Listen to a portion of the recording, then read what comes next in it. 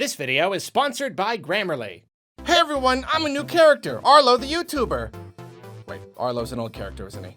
Whatever. Hey, what's up, Arlo here? When it comes to YouTube, one of the most important yet often overlooked parts of the process is writing a script. That's why Grammarly is an incredible tool for improving your writing, all while maintaining tone and your own personal style. It's not just about grammar, but also flow, clarity, word choice, conciseness, everything that makes a script feel good. It's a way to instantly raise the quality of your videos by a dramatic degree. Grammarly can instantly iron out wrinkles that would have taken me 2 or 3 drafts to address. Also, being a YouTuber isn't just about the videos. There's social media and business emails and all that good stuff. And throughout it all, Grammarly makes sure I'm communicating clearly and best representing my brand. And of course, you don't have to be a YouTuber. Anywhere in your professional or personal life you find yourself putting words on a screen, Grammarly's there to help. You can get the free version of Grammarly's Writing Assistant right this second for instant help with spelling, grammar, and punctuation, or sign up for a premium subscription to boost the heck out of your writing. Save time on your work and emails with Grammarly. Go to grammarly.com/Arlo to sign up for a free account and get 20% off Grammarly Premium today to help you save time and work more efficiently.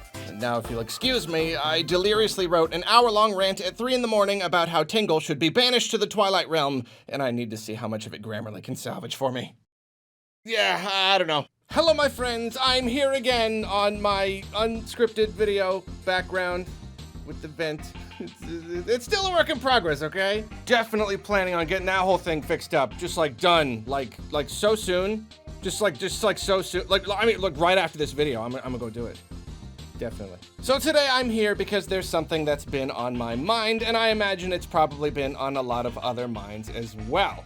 In the Kazuya Deep Dive presentation, Sakurai confirmed that the next Smash Fighter coming to Fighters Pass 2 is going to be the final Smash Fighter, the final piece of DLC for Smash Ultimate. No other Fighters Passes are coming, no other characters are coming. It has been confirmed. I know plenty of people were hoping for maybe like a one more after the pass was done, maybe another freebie or something like the Piranha Plant. But no, the next one, that is it. The identity of the final fighter is a mystery. You don't need me to tell you that. But the thing that's really got me worked up, and again, probably a lot of other people as well, is that mystery is like the most mysterious, mystery-ish mystery in the world. Any new Smash Fighter is a mystery before it happens. Any one of them. Because, you know, the sky's the limit. It could be anybody. They could reveal anybody. But this one right here, this mystery is so deep, obviously because of the specific context. I mean, it goes without saying, all of our wildest dreams have basically come true with Smash Ultimate. It's been incredible. It's been a smorgasbord.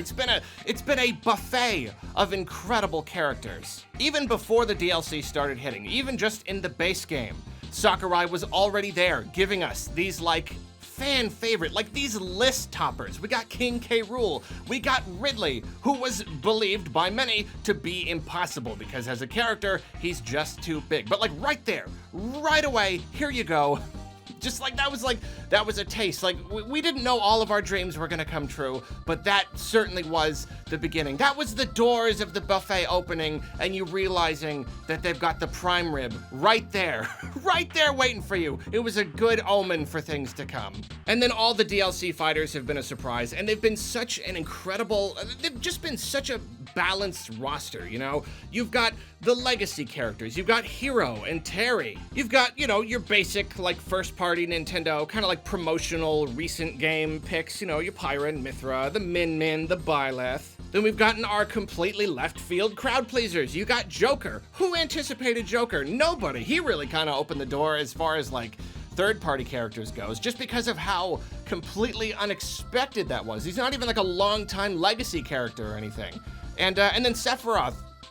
I don't know why I didn't anticipate Sephiroth. It makes all the sense in the world. He's one of the most iconic video game villains of all time. Cloud's already in the game. It made perfect sense. And then you got the big ones, the ones that people thought were impossible. For a long time, they said that no Tekken character would come to Smash. There you go. It's Kazuya. Oh, Banjo can't come to Smash. He's one of those list toppers, but you know what? Doesn't matter. It's a Western character. They don't like Western characters. He's owned by Microsoft. Doesn't make any sense. There it is. Banjo and Kazooie. Okay, sure, Microsoft gave us one, but Steve, that's a meme. Steve coming to Smash. He's not even a character. He's more like an avatar. It's just Minecraft as a game. It doesn't fit Nintendo. It doesn't fit Smash. It's Steve. There he is. Steve broke my mind open. Steve really, like, if you have these like succession of characters that kind of like broke new ground, Steve broke all of the ground that was left to break. Steve, I don't know, like that was just that unexpected.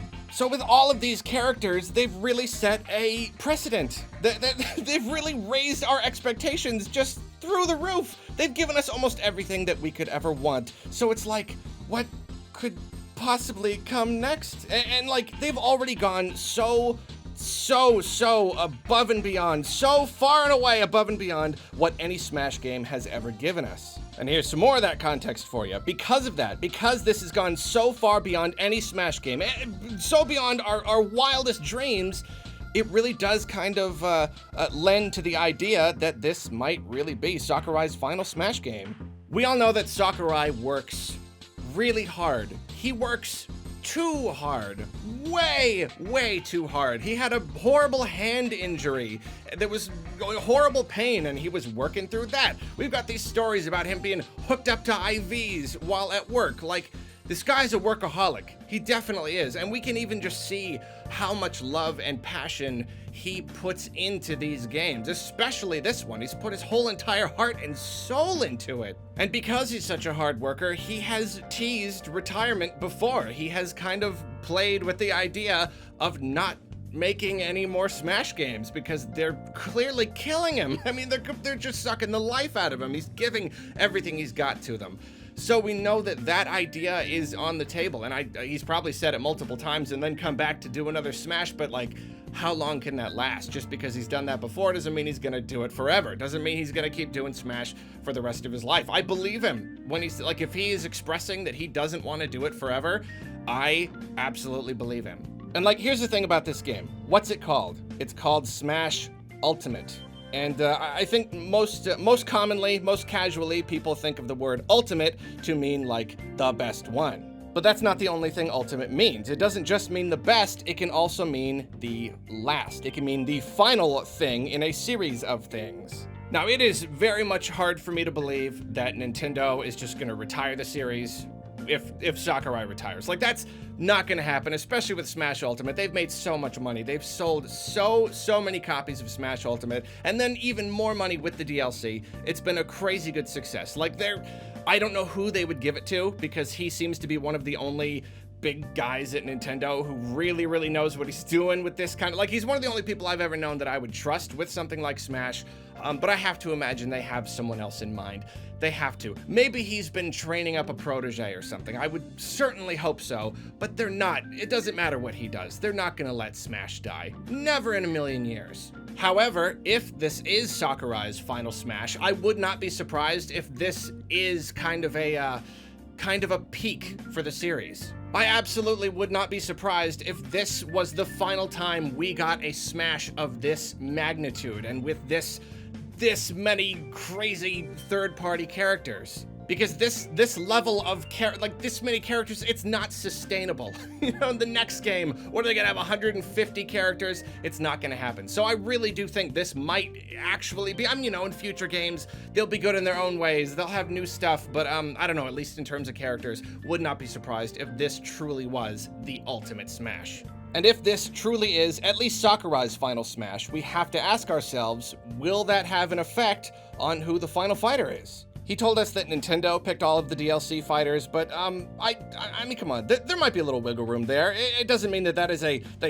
hard rule, you know, especially because he said that way back with the first Fighters Pass. This is the second Fighters Pass. Who knows? Maybe he does have some say in the final fighter. I mean, he's Captain Smash. He's the Smash guy. Why would he not have a say in who the final fighter was? And if that's true, if he does have some sort of say in the final fighter, that deepens the mystery further. And then you got the cherry on top. In the Kazuya thing, we got the second to last batch of Mii fighter costumes. And this right here, like, if this hadn't happened, I would still be like, yeah, what could it possibly be? But this right here, just, oh, this last little thing, this specific set of Mii fighter costumes, specifically deconfirming 4 fairly requested characters. Lloyd, Shantae, Dante, Dragonborn. It is clear that this, because I mean, like, so often, like, he has given us these Mii fighter costumes and kind of, you know, quote unquote deconfirmed characters. You know, you get your Geno or your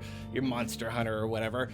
But none of them have been so closely grouped together like this. Like, the placement is clearly very, very deliberate. Almost as though they wanted to hype up the final character. They wanted to make that mystery deeper than ever. They wanted us asking harder than we've ever asked before, who could the final fighter be? So with all that delicious context, we finally come to it.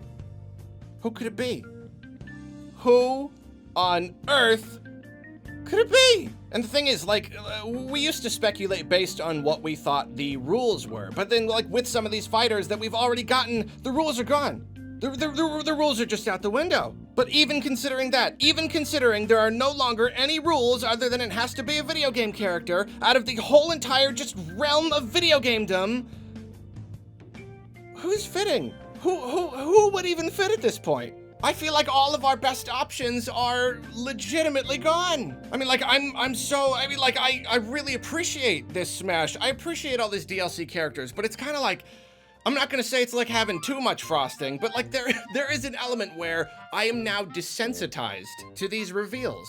There's nothing they could say at this point that would surprise me. I can't think of even one character that would make me go like, oh my gosh, I can't believe they did those. They did all those. I think like the number one, if there is a number one right now for like, that would be crazy, but seems unlikely, but would still be a big deal, it's Master Chief. I know like Doom Guy is in there somewhere. I feel like Master Chief is a little bit more likely. It used to seem unlikely because it's a Microsoft rep, but now we have 2 Microsoft reps, so now it seems almost even more likely because they already have that partnership. They've already opened up all the licensing stuff. But even then though, like, even then I'd be like, wow, that's crazy. That's so unexpected. What a world we live in. You know, if I told myself as a kid Master Chief would be in Smash, I wouldn't believe it, all that stuff. Even then though, it still wouldn't even like, it wouldn't even knock my socks off. I don't even know who would. If you want to go actually like really unexpected, you have to go the other way, a Sony rep. Now we got our Microsoft reps. Would they finally do it?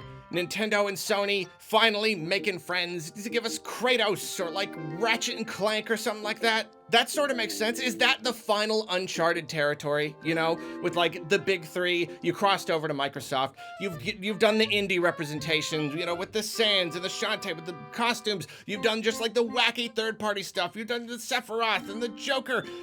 Maybe that's all that's left. Maybe that's it. It's Sony. It's the final Smash frontier. The final box to tick on the list of possibilities that would make this the craziest and most ultimate Smash ever. Maybe. Even then, I don't even necessarily, yeah, I don't know, yeah, Kratos, Ratchet Clank, Jak and Daxter, something like that. I don't know. That, at this point, that's one of the only ones that would truly surprise me. Now, as a big hype guy, as a guy who wants this to be something to knock my socks off, I love the presentation, of the reveals, I love all this stuff. As that person, I do hate to admit that it is absolutely a possibility that if Nintendo did choose this next fighter, that there is no big lead up. That it's just gonna kind of be another fighter. It could just be another, just like kind of cool first party Nintendo rep. It could be a Pokemon. It could just be a Pokemon. Just like one of the more popular Pokemon from Sword and Shield or something. I don't even know which one it would be at this point. It's possible. It's possible that there is no grand lead up and just somebody upstairs picked the thing and Sakurai's just got to make the best of it. I don't like that idea, and it's a little harder for me to believe because of the whole Mii fighter costume thing that just feels like a build-up. Hard for me to believe that. It's at least possible, though, you gotta admit. If this is a special pick, though, if it's something that was picked by Sakurai himself, it's gonna be big, he's hyping us all up, and it's gonna be some big thing to blow our socks off, beyond a Sony rep, I have to believe that, like my mind, it keeps going to something meta. I mean, what else could be the final fighter in Smash Ultimate, other than just some meta thing? I know a lot of people joke about Sakurai himself. I don't think that's gonna happen because they kind of addressed that whole, like, you know, Reggie and Smash, Sakurai and Smash thing with Mii fighters, with the costumes and all that stuff. I kinda don't think that's likely. It's a funny idea. Master Hand, Taboo, just, you know? I mean, if you want to tie it all together with, like, the origins of Smash, the kid playing with the toys, Master Hand, I don't know how you would do it. I don't know how you would turn that into a character and have it be fair and all that stuff.